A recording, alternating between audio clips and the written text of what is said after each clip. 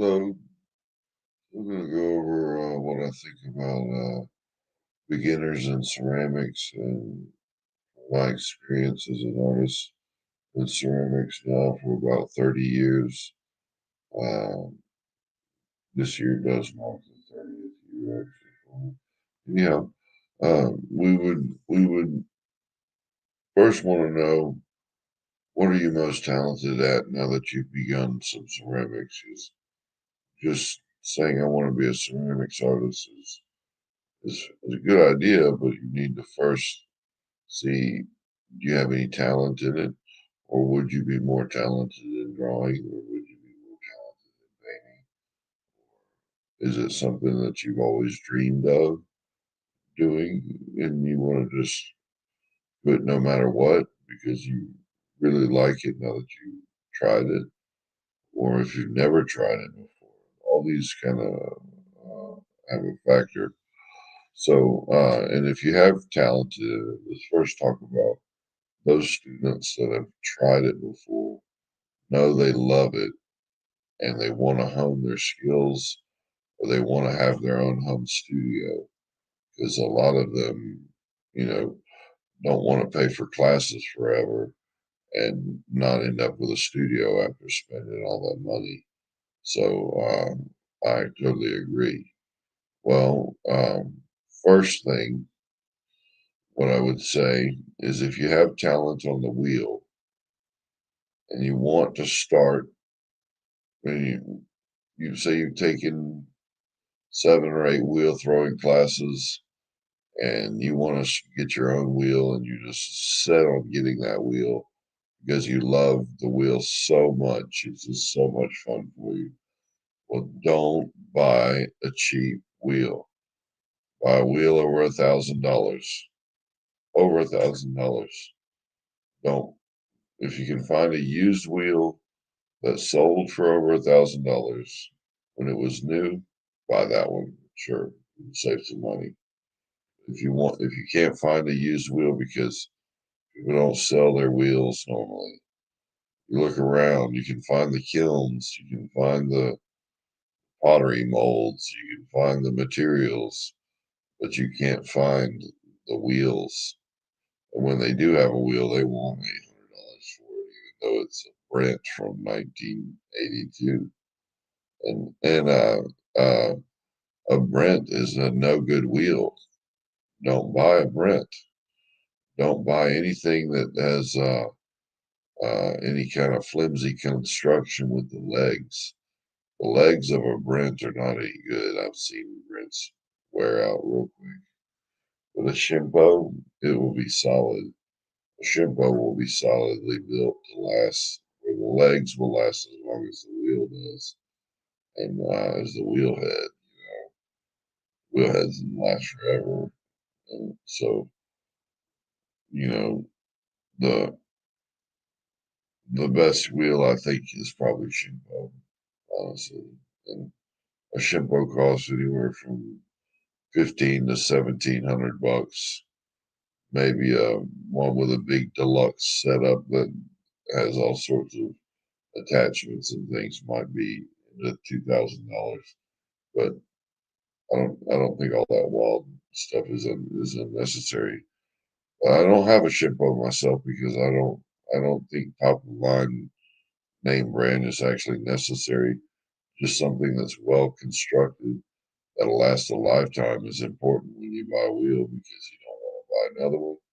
And it has to be a wheel that performs to the caliber of a professional, of a world class potter, because you don't want to have a novice a potter's wheel that can only do novice work. And then you'll never be more than a novice with that wheel, and you got to buy another one once you're not a novice. Once you're done being a novice, you're going to keep going, getting better. But if you have a wheel that's perfect and does all the wheel stuff it's supposed to do, it's like having an instrument that plays all the notes instead of an instrument that just plays two or three. You can have a kazoo or you can have a saxophone.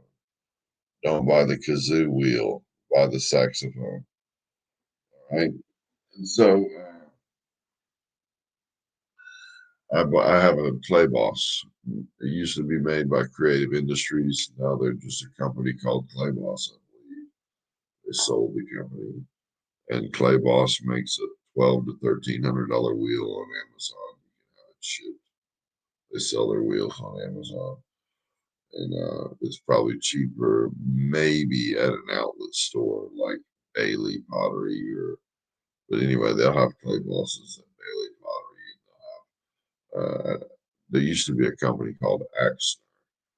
I'm not sure if it still sells clay. It might have become Laguna Clay, but Laguna Clay might have a different name by now. Also, not sure, but they all sell wheels and kilns and things like that. So that goes over it for the wheels. If you're a potter and you want to be a potter, now let's go back into talking about talent when you're a beginner. So when you're a beginner and you have talent on the wheel and you haven't done anything else but the wheel and you want to buy a wheel, you just set you love the wheel so much. That's all you've done. You haven't done any hand building. Well, I tell you what, do some hand building before you get a wheel because hand building is something you need to explore.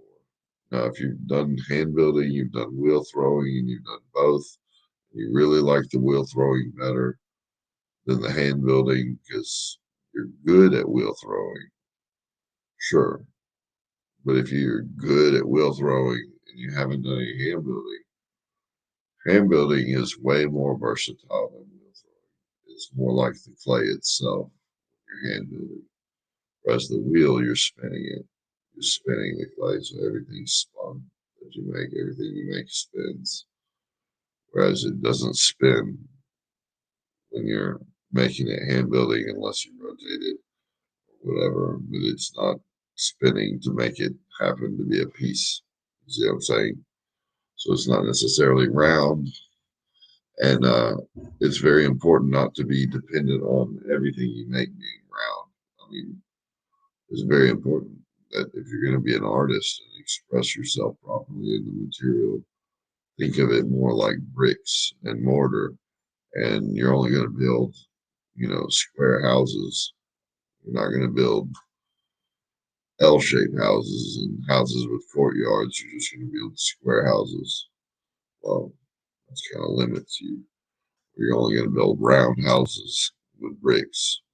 And there's a lot more you can do with bricks. Da Vinci said Michelangelo was nothing more than a brick builder. I guess that's what he meant. That's what sculpting is. It's just brick building. It's just the material. It's just the material of bricks. So you know, doesn't have to be on the wheel because you don't have to spin make all your bricks round. You can make your bricks like a sculpture of David, right? So you can't do Michelangelo David on the wheel, but you can do Michelangelo David in bronze on in a sculpture. And so, what else? So, hand building is really important. And if you are having trouble with the wheel, but you love pottery, and you're seeing this and you're just wondering, what does Joel think about beginners? And you think you're a terrible wheel thrower, and you think, oh, I'm terrible. What does he think about beginners for making a studio? I'd love to have a studio, but I'm so terrible at it. I can't throw anything or anything. And my talent level is just really low on the wheel, especially. Well, I suggest hand building, you know, and don't hand build coffee mugs. That's for the wheel. You're going to try to beat somebody on the wheel, beat somebody's coffee, compete with people making coffee mugs on the wheel and hand build them. Probably not a good idea. But as a as an experiment to just see what is hand, if you've never done hand building before, sure, make your coffee mug.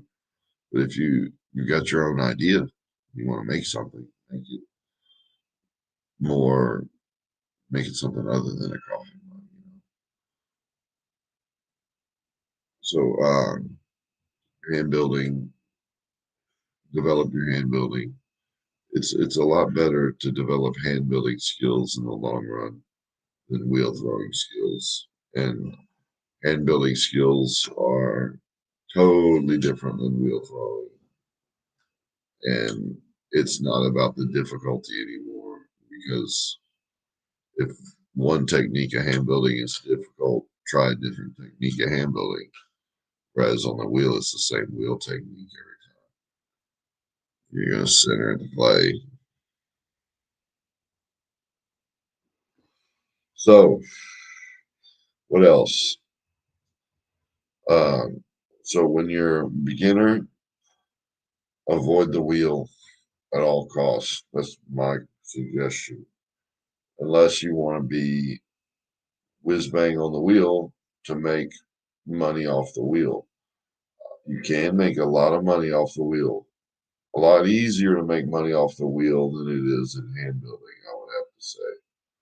But in hand building, you're doing more artistic things that are more inventive. So if you have no creative skill, this is another talent question. You have low crit, you're a beginner and you've never done any of it before, and you wanna be a ceramic artist and you have no creative skill and you have a really hard time thinking of what should I make. Like it's like such a drill to think of what to make and how to come up with what I want to make. That's a problem. Get on the wheel. It'll make you make something around every time. Just make a bowl. Okay. People use bowls all day, every day. They break them all the time. They prefer ceramic ones. Make yourself bowls. Bowls have never stopped being used 24/7. They break all the time.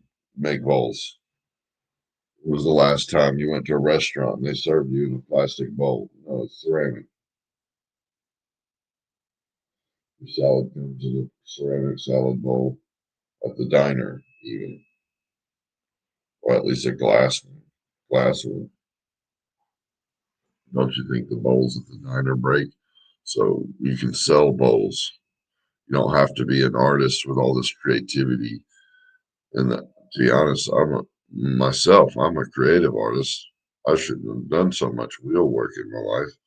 I just did so much wheel work because I was so skilled at it. And that's what I tell you people that are even skilled beginners at the wheel. Tried it and you haven't done anything else, don't buy a wheel yet. Do some hand building first. Explore hand building and save you a lot of money not having to buy that $1,000 wheel. And I would have enjoyed 15 years of my ceramics career right now without a wheel instead of 30 years with a wheel the whole time. I got a wheel when I was 17 years old in 1996, and I'm 46 years old now. I'll be 47 this year. So,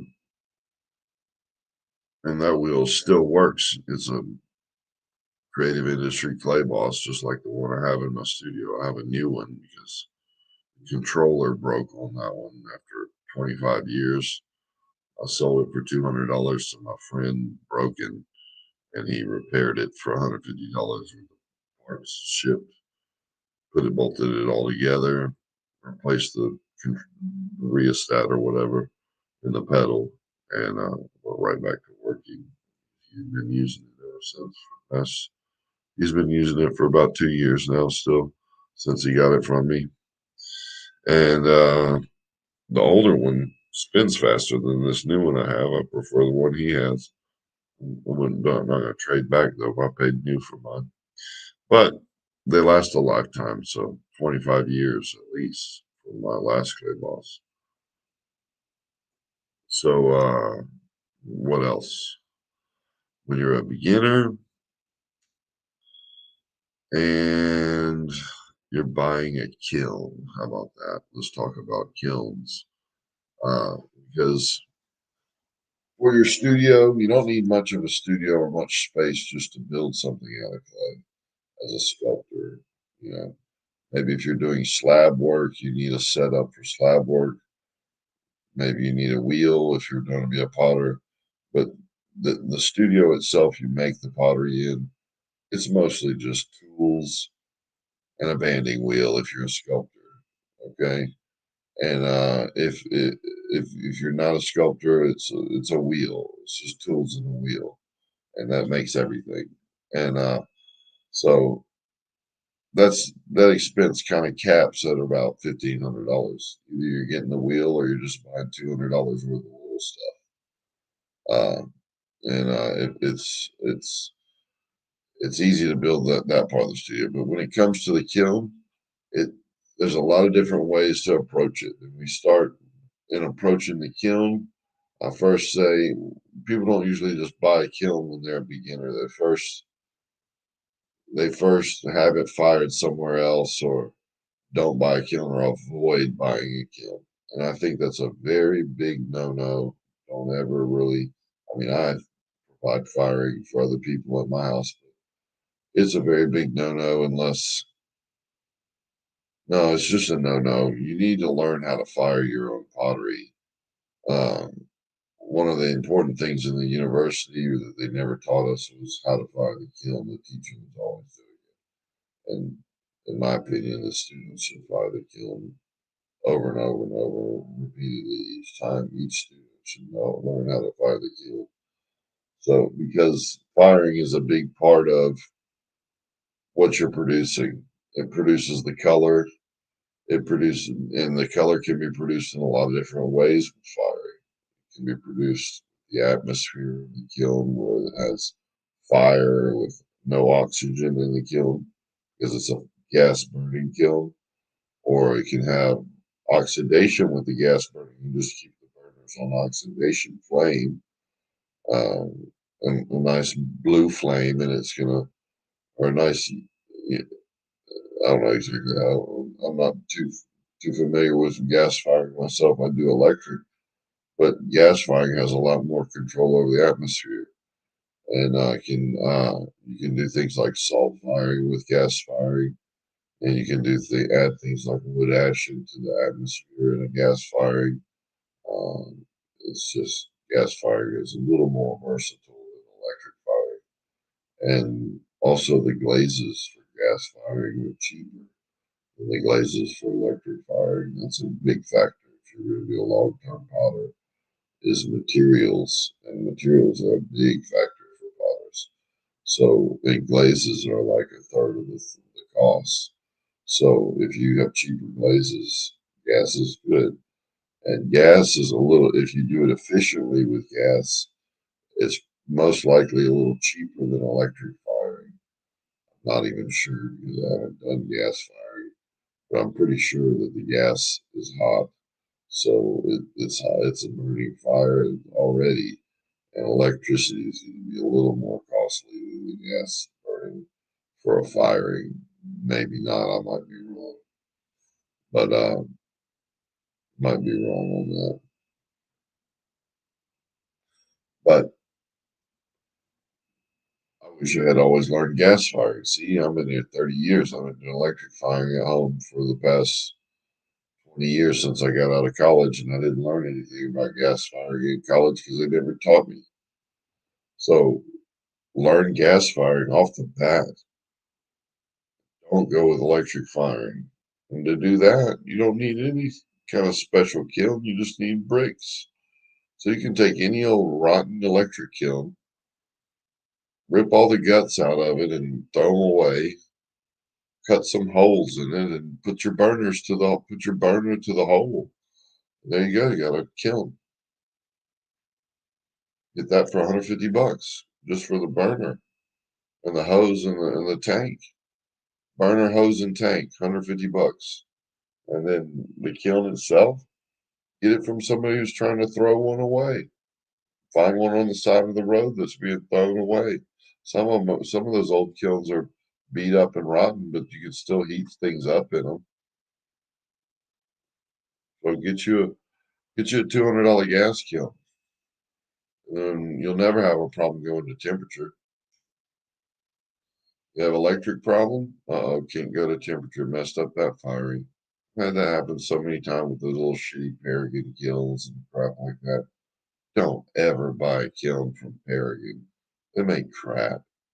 You're gonna buy a kiln, buy it from Olympic. You're gonna buy a fancy kiln, buy it from Olympic and spend 10 grand. Don't spend less than 10 grand if you're gonna buy a fancy kiln. You're not buying a fancy kiln unless you're a professional already. So that's not for a beginner. We're just filthy rich, got plenty of room, and you don't really care, and you're a beginner, and you want a nice kiln, get you a fancy Olympic. I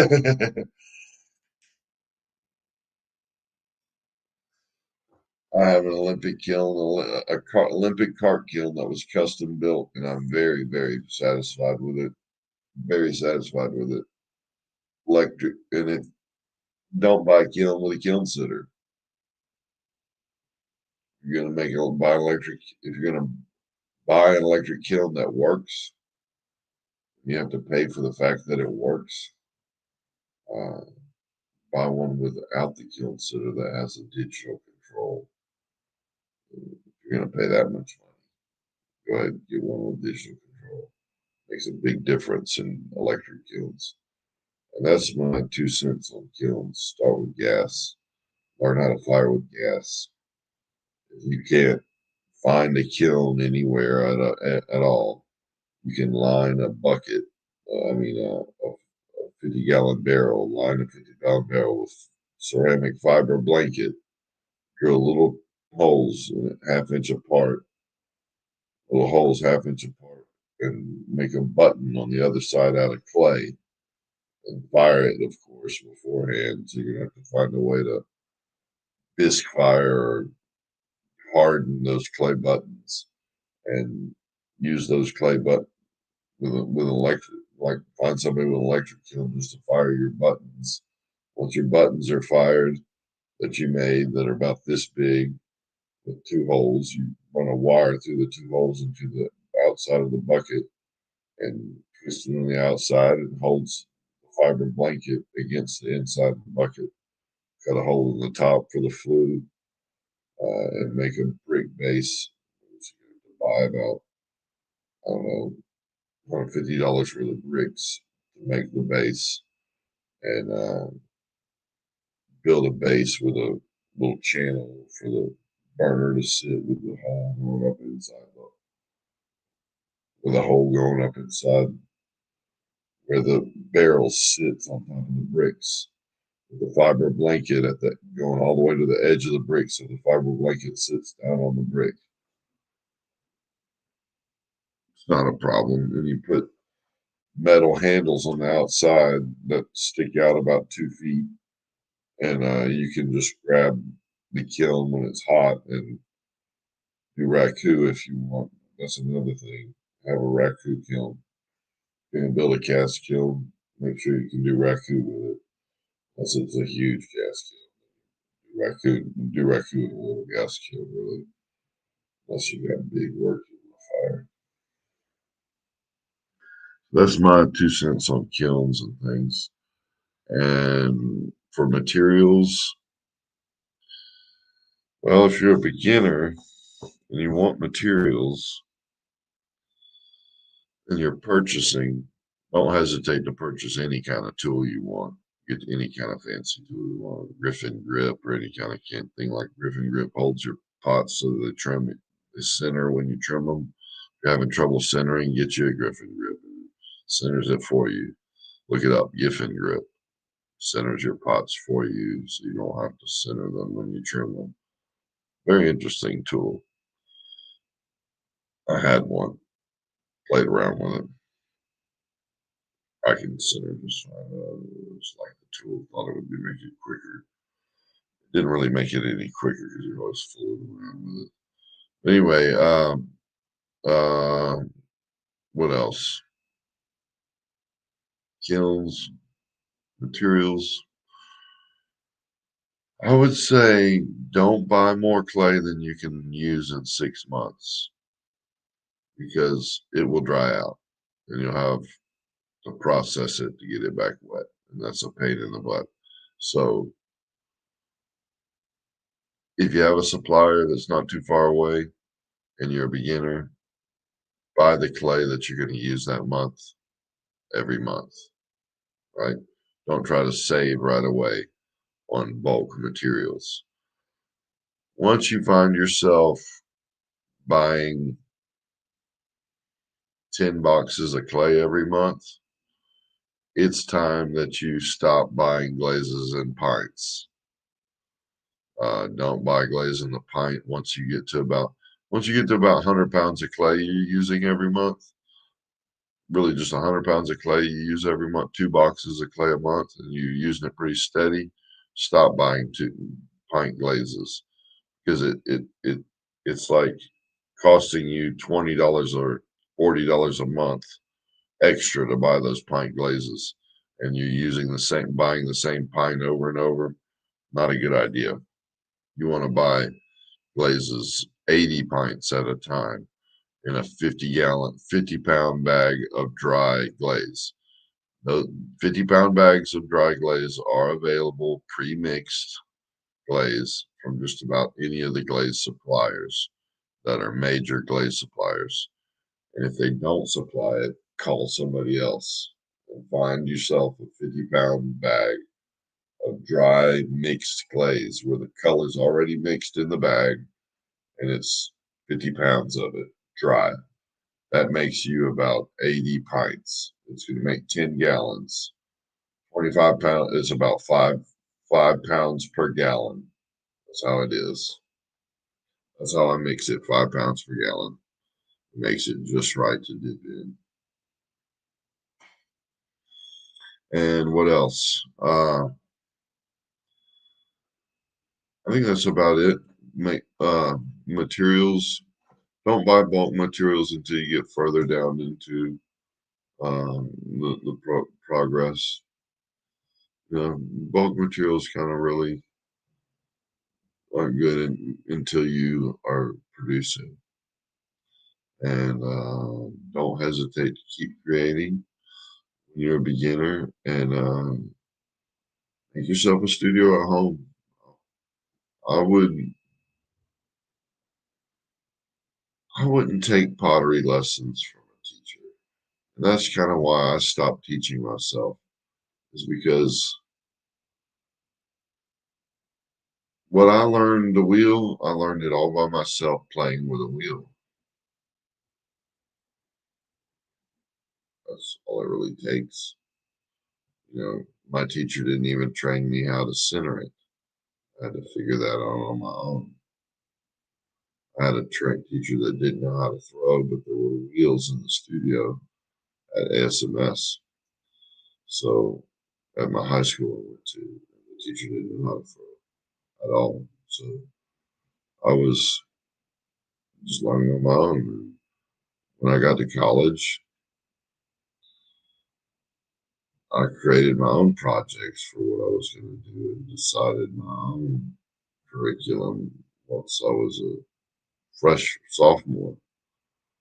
When I was a freshman, I had curriculum for like ceramics 101 and all that stuff. But as soon as I was in the upper level ceramics, I created my own curriculum because I was so ready to create things and created so much stuff. So talent has a lot to do with it.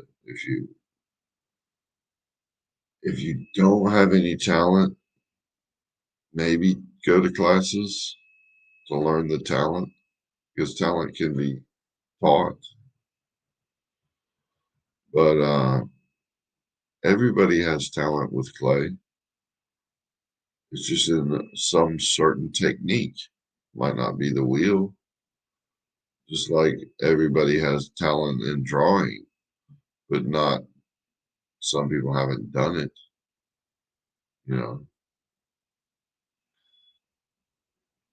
people that haven't done it don't have talent in it. That's obvious. So if you work out, you have talent working out. If you don't work out, you don't have talent at working out. Same thing there. I don't have talent at working out in the gym. I just don't have the drive to go do that. So I mean, you reflect what you do. So keep up your pottery if you want to be a ceramic artist. The only thing that defines you as a ceramic artist is whether or not you do it, not whether or not you have a kiln. Thank you.